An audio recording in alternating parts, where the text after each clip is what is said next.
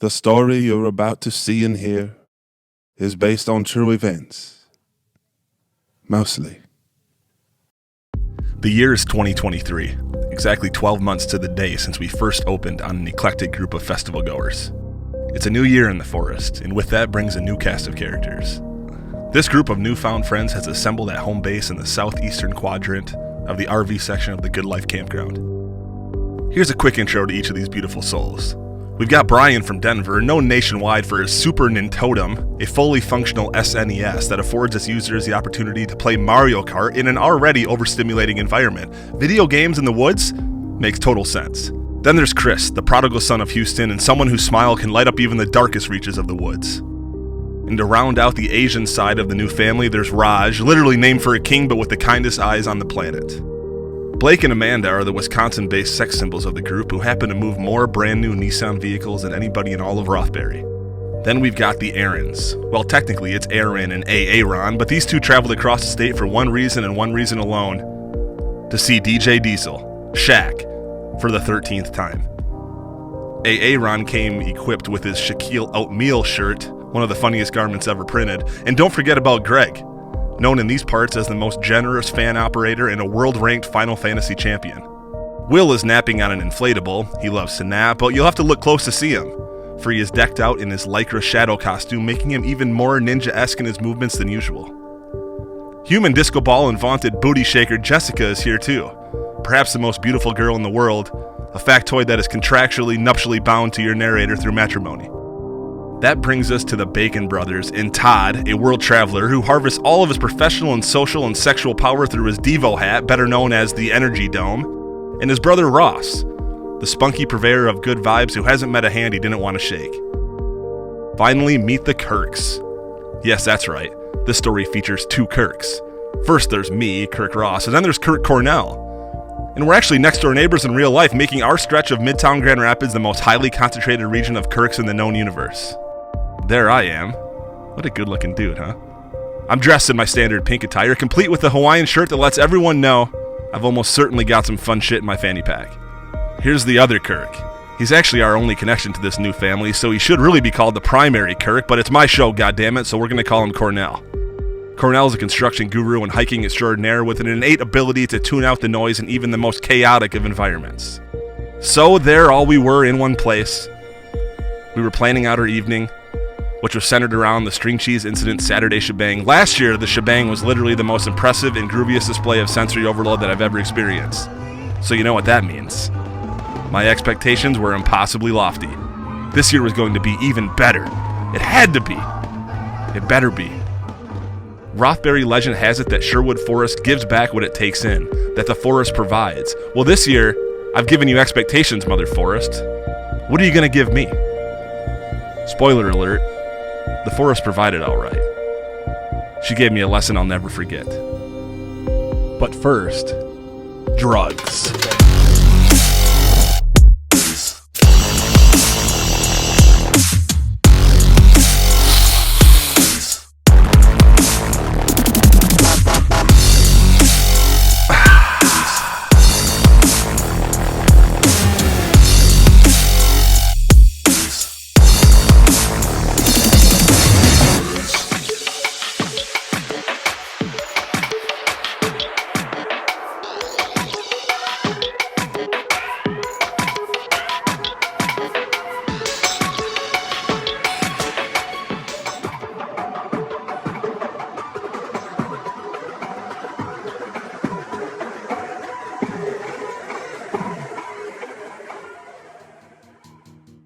Enough lollygagging, it was time to act.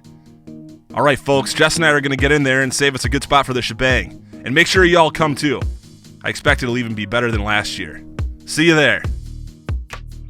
We had just jumped into line to enter at Ranch Arena when a dude in front of us had apparently caught wind of some top secret intel. And he was ready to sing like a canary.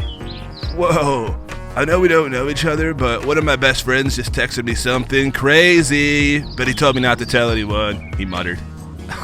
Well, we wouldn't say anything.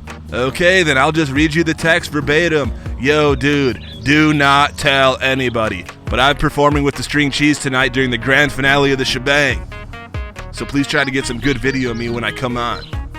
To which I naturally asked, well, how am I going to know when to get the phone ready? Jess and I listened in amazement as the big secret was about to be divulged. He texted me back, oh, that's easy. You'll know when you hear the intro to... Whoa. I'm not going to tell you guys yet. After all, we told him we wouldn't say anything, and Forest fam confidentiality is a real thing. So armed with this newfound information, Jess and I headed into the ranch arena to set up our moon mats for the show. As golden hour approached, the string cheese incident began its marathon set, bringing in the entire spectrum of hippies, from deadheads to Rastas to senior citizens and even to Al, the world-famous twirler who legend claims once continuously spun like a top for 3 consecutive hours. The vibes were getting loose and cheesy, just as expected, and my acid trip was coming along nicely when the rest of the crew joined the festivities. We exchanged pleasantries. Dude, what is this getup you're in? I asked him. It's a Saudi Arabian tobe. What? A tobe? Yeah, tobe. Tobes? Are dopes. Tobes are dopes. Tobes are dopes. Tobes are dopes. Tobes are dopes. We basked in what was left of the setting sunlight. We danced like wacky waving inflatable tube men.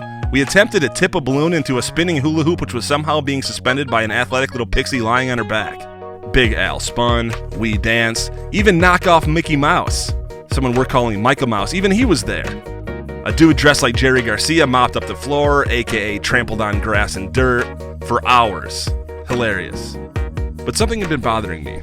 You see, somehow I had set up our location just behind the VIP exit, which was on our immediate right, and as the LSD took hold, I became preoccupied with my poor scouting, which led to this incessant flow of traffic. I couldn't take my attention off of it. Until Brian from Denver with his Super Nintendo in tow posted up nearby. Oh great, I thought. Now I've got a thoroughfare and a Mario Kart game in my view. And just when my anxiety was nearing a fever pitch, there was a break in the music. So I gathered the crew. Alright, listen here. I've got some classified information about the grand finale. You guys want to be in the know? So I proceeded to tell all within earshot about the dude in line who had kept his friend's secret for less than 10 seconds and all the details he'd spilled. And we'll know when the intro to All of the Lights by Kanye West comes on. Jeez. Maybe a spoiler alert next time? The music resumed, to which most of us danced and bobbed our heads, and I did too, when I wasn't staring at the sidewalk that had developed through our spot. These people walking through here are fucking killing me, Jess. Just don't focus on it, babe. String cheese is killing it. When is All of the Lights gonna come on? When are we gonna get the world's largest disco ball like we did last year? Don't think about that, just be present. Jess is always there to center me, but in this case she reminded me that I wasn't being present. I was living in my expectations for what was to come, and in doing so I had inadvertently ruined the mystery of the grand finale of the shebang for everyone else. So guilt was starting to set in. Am I an asshole? Did I ruin this for everybody? Damn it, I didn't take enough LSD to push me past the anxiety into the trip. Rookie mistake, Kirk. To quote Modest Mouse, my thoughts were so loud I couldn't hear in my mouth. But before they became too deafening, a brass ensemble kicked in with that sonic riff we all know.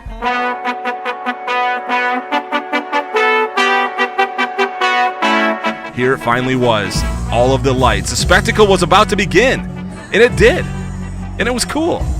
But there wasn't a giant disco ball, and there certainly weren't skydivers or massive inflatables or any electric jellyfish. There were hot air balloons and crazy lasers and beautiful Vulcan performances and awesome fireworks, but it wasn't enough. And now the shebang was over, and I couldn't help but be a little disappointed. The group had temporarily dissembled to change or to eat or to use the bathroom, so Jess and I stayed back to watch over all of our stuff. Canadian electronic duo Zed's Dead was coming up next, and even though they weren't anywhere near our musical wheelhouse, we decided we'd give it a shot. After all, I'd just fallen victim to my own expectations at the shebang, so I promised myself that I'd watch the entirety of Zed's Dead and that I'd enjoy it. I'd set aside my preconceived notions of distaste for the Transformer-esque sonic quality that they're known for. And as their set was about to start, the string cheese crowd had moved on and were replaced by much younger fans with a slightly different vibe. Still cool, but a different vibe. The highway of pedestrians that had formed filled in with people as Ranch Arena packed in with folks buzzing with excitement for what was to come. Suddenly, we were surrounded on all sides. Surrounded on all sides. I'm surrounded, I'm surrounded, I'm surrounded, I'm surrounded, I'm surrounded! And we hadn't even reassembled yet.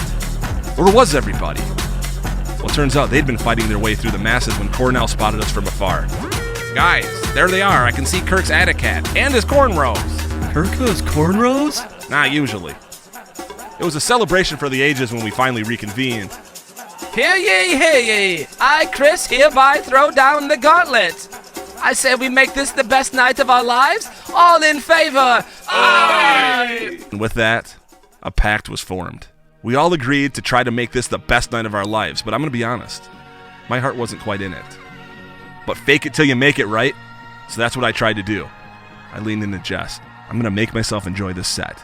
30,000 people can't be wrong, and I'm not going to be an old dude stuck in his ways. I'm going to give these guys a chance, and I did.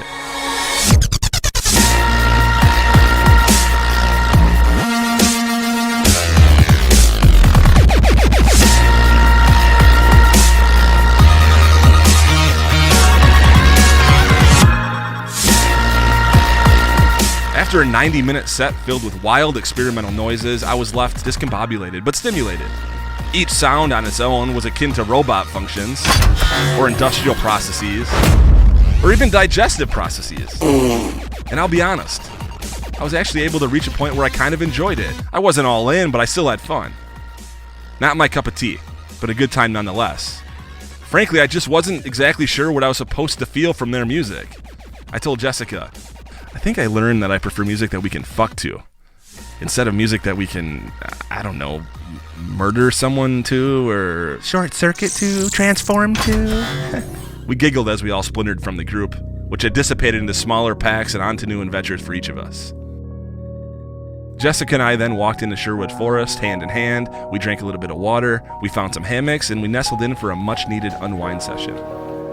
As we lay there, I thought to myself, last year we were the heroes of Electric Forest. We found the Diamond of Dust Defiance and saved the festival. We curried favor with Sherlock, goddess of the forest, and Wandu the wizard. Why haven't they revealed themselves to me this year? I thought. What's wrong, babe? Jess asked. I don't know, I guess I just thought it would be different. The night is still young. It's only 1:30. Just be patient. You're right. Just chill for a bit. When suddenly, the hammock next to us erupted with activity. 2 young women who we didn't even know were there shot up with vigor. Yes, ma'am. We hear you. You're so beautiful. They hung on every word of whatever silent, invisible force had captivated them. We understand. Plur to you too, Sherlock. Suddenly, they were released from their trance. Holy shit, what was that? One of them asked. Hi, girls. I'm sorry to interlope here, but I couldn't help but overhear what just happened. Can you explain it a little bit? They introduced themselves as Mitch and Kira from New Jersey. They were beautiful and kind and funny, and according to them, they had just been contacted by Sherlock, goddess of Sherwood Forest. What did she tell you? Jess asked. She said we were demonstrating Plur and that as first-timers we're easier to reach. Did she ask you to do anything? She mentioned our fidget spinners, but she was vague as hell. At the end, we just agreed to be ready. Mitch replied. You guys think we're crazy, don't you? Actually, we know you're not, I said. We met her last year, too, at our first Electric Forest. There were just better vibes last year, I think. Oh, really? Because we think it's the most magical thing we've ever been to. Everyone is so nice, and there's so much art and cool shit to look at. Kirk's usually more positive than this. He's just had a rough night. Kinda inside his own head a little bit, Jess explains. Mitch and Kira assured me that it'll be alright, and the 4 of us laughed together and learned about each other. We helped each other rock back and forth in the hammocks. We were happy to have met them. And even if I wasn't showing, I was truly glad that they were on a mission from the goddess of the forest. Suddenly, Raj appears, running frantically through the lasers and the trees and the dust. Kirk, Jess, you won't believe it. Slow down, Raj. Slow down. What happened? After Zed's dead, we were walking around when a goddess and a wizard appeared before our very eyes. They shined a beautiful hue that was all the colors of the universe. They took each of us aside and gave us each our own orders. Something's big happening, Jess and Kirk. I can feel it. OMG, we met Sherlock too. She told us to be ready, and that's about it. Same here. Very vague. She told me to think like a duck and I'll quack the code, but I don't know how a duck thinks. I always presume that ducks just think about bread. This is the craziest night ever. That's awesome, Raj. It really is. We're really happy for you. I sighed. What's got you down, Kirk? You're normally so much more positive than this. He's happy for you, Raj. He really is. He's just bummed because last year you led our group to a hero's journey that saved the festival. Yeah, and this is the thanks I get? Not even a hello this year? Where you at, Sherlock? Hello? Wandu, can you hear me? Not even Fordas, who was just a fucking foreman of the shebang's disco ball operation. He couldn't even drop in? Are you fucking kidding me? It's bullshit. I was furious. So now everybody else gets put on a mission but me and Jess? Jess chuckled nervously. Oh, you think it's funny, Jess? No, it's not funny. It's just that I wasn't exactly honest when I said that I hadn't heard from Sherlock. Wait, you mean that you lied to me? I just felt bad that you weren't having the best night. And I knew you'd be upset if I was having such a good time, and you know.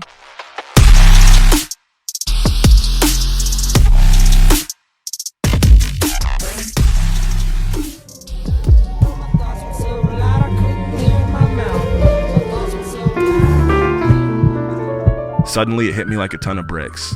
My unrealistic expectations were not only ruining my time, but my wife's as well.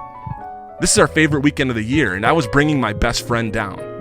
Babe, I'm so sorry. I can see it so clearly now.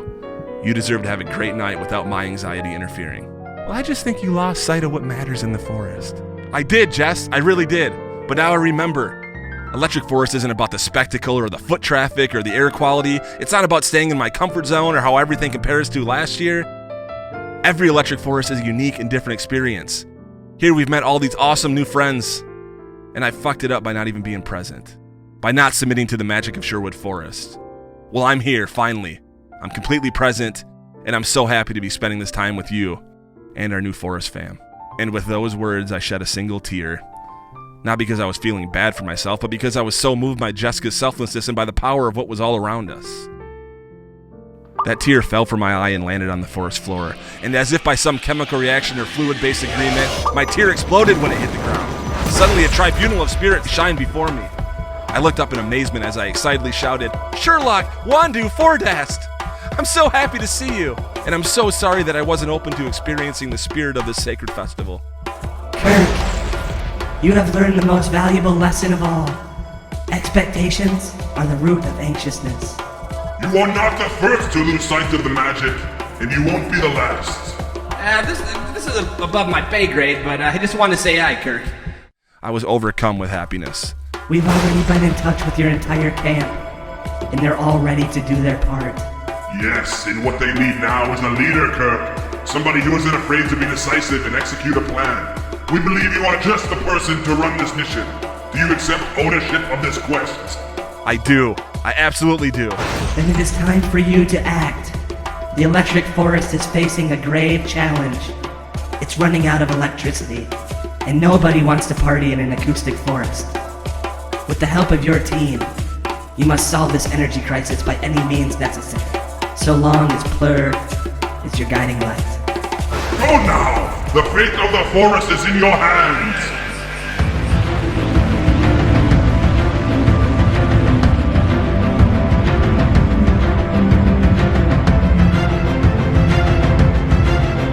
As the tribunal disappeared, a conch shell fell into my arms, and I knew just what to do.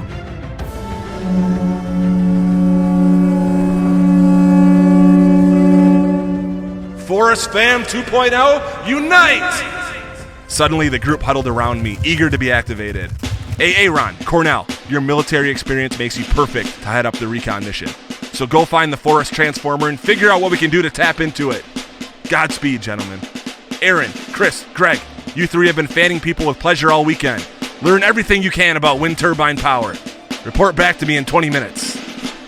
Okay, moving down the line. Oh! It was Michael Mouse, staring eerily back at me.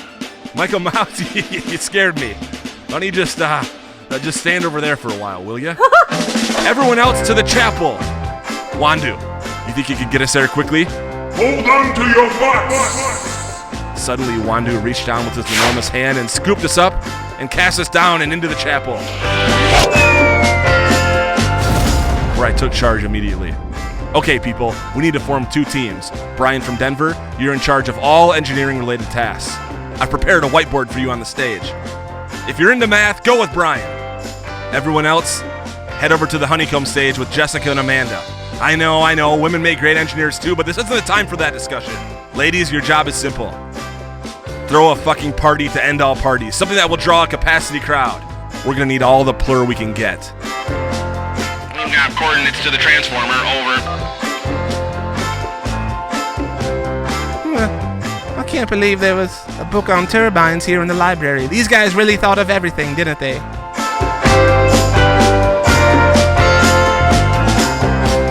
Here we have Ohm's Law. Ziegler-Ritz. And the powertrain is run completely off lithium-ion batteries. Are you sure this is the Fungineers? I think it is, but I thought there'd be a lot more music. I thought there'd be more fun. These nerds have nothing to do with us.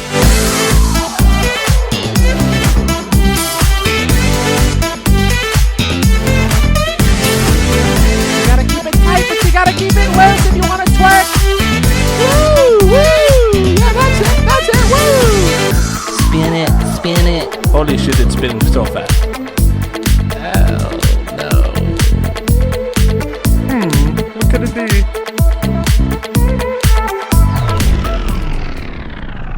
Power outage grew imminent as rolling blackouts started spreading throughout the festival grounds. Team, it's go time. Everybody get to the honeycomb stage immediately. Suddenly, the entire forest went dark. Attention, attention. Attention, attention, folks. I need everyone to remain calm. There has been a disturbance in the electrical supply to the forest. Luckily, the guardians of the festival have put me and my team in charge of resolving the issue. I think I saw that guy take LSD earlier. He's crazy. People, listen. Yes, we've been selected to run the show, but we can't do it without each and every one of you. We're ready. What do you need us to do? We just need you to fucking party. Twerk that shit! Move those tits! It's working! It's not enough. We need to tap into the primary transformer. Cornell and Aaron, are you in position? Over. Affirmative. Over. I just sent you pin assignments. Please fashion a wire harness and plug it into the auxiliary power supply connected to the transformer. And meet us at the honeycomb stage with the other end of the cable. Over. Roger that. See you there. Over now. Turbine team, get up there on the honeycomb stage. Stat. Gather as many people as possible and get them to spin anything they can get their hands on. That's not how any of this works, Kirk. Do it, damn it!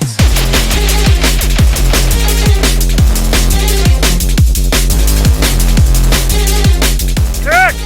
I quacked the code! Huh? I quacked the code! And hit it, ducks. V-formation, fellas. Sherlock called and she put me on a mission, so I rounded up these birds for a recording session. Quacking these rhymes cause I don't give a duck. Damn autocorrect, I mean I don't give a fuck. Went searching for my soul, but I stumbled on a poem. When a duck swam over, asked me what's going on. The guardians tasked me with cracking the code, and the ducks quack, follow us and do as you're told. You've all heard the shut up song, doses and mimosas, but tonight I'm gliding high on shrooms and samosas. So now we're chirping in, just doing our part. We hope this rockin' duck joint gives these words a jump start. Man, I wish I had some bread to give those ducks. Now that's a party foul. Brian, we've got the cable. Where do we plug it in? Plug it into the fucking ground! Lightning and sparks and colors emitted from the ground. Power surged and the lights brightened. The music grew louder. We need more turbines! Where's Will? Yeah, where was Will? Haven't seen him in forever. Suddenly, Will steps out from the shadows of the forest. I've been here the whole time. I use my shadow costume to quietly follow Micah Mouse's every move. I think that mouse is up to something. Oh, he's definitely up to something, but how does that fucking help this situation? Well, I don't know. I think he's somebody that could help. I'm just not sure how yet. Enough talking, damn it! Will, spin that boat staff like only you know how! Yes! More! Faster, Will! Faster! Brian, how are we looking? The capacitor isn't able to keep up. We need a burst of energy, and soon! Well, how much are we talking about here? 1.21 gigawatts! Wait, 1.21 gigawatts? Gigawatts? Is that even a real unit? Just roll with it, Kirk. Everyone loves a Back to the Future reference. Okay, any idea how we can create that much energy? If we just had access to a bunch of lithium-ion batteries, we might just get there. Well, perhaps I could be of assistance. Talk to us, Blake. I've got a call into Nissan's Japanese headquarters in Atsugi. They're issuing an expedited shipment of 200 Nissan Leaf batteries. What's the lead time? 5 days, maybe 6. We don't have 5 days, damn it! We need ideas, people. I think I've got it. Todd, you wouldn't. That is your favorite thing in the world. It's working, it's working. It's all in the ziggurat geometry. It funnels the power from all beneath it. And with that, almost full power was restored to the forest. Great Scott, Todd! You almost did it.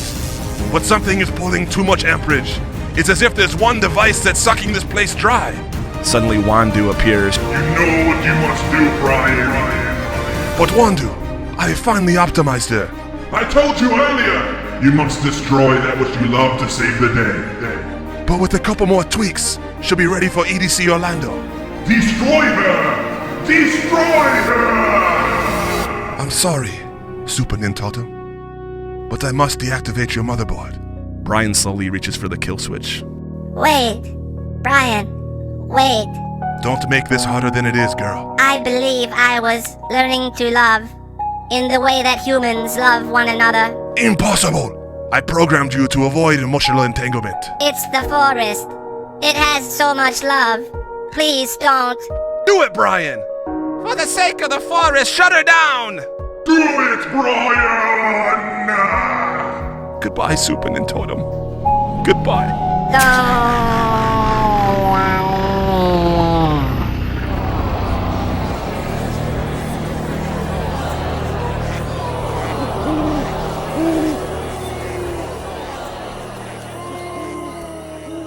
This is just so typical, you know? Hey, everyone blames Ford Ass for not ordering the disco ball this year, but no one's gonna thank me when I get back after knowing where the breaker is for the forest. You know what they say? Let there be light.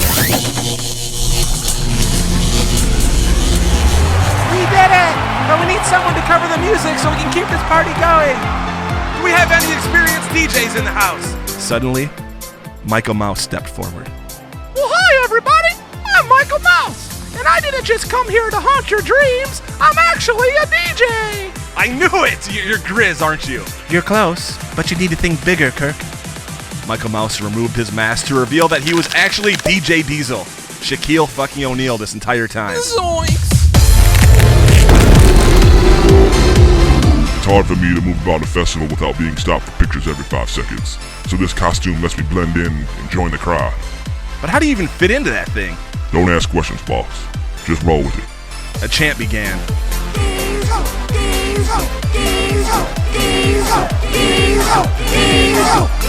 Ladies and gentlemen and everything in between, I present to you DJ Diesel! I'm a mosh pit. I need multiple mosh pits. Where Carl at? Carl in the mosh pit. And with that, the forest was electrified. And once again, peace, love, unity, and respect, plur, reigned supreme. And I learned a few lessons that I'll never forget. I learned that if you're present and open, the forest truly does provide. I learned that it's never too late in life to make great new friends, and perhaps most importantly, when in doubt, 2 hits of acid is always better than 1. Until next year. Peace out, everybody.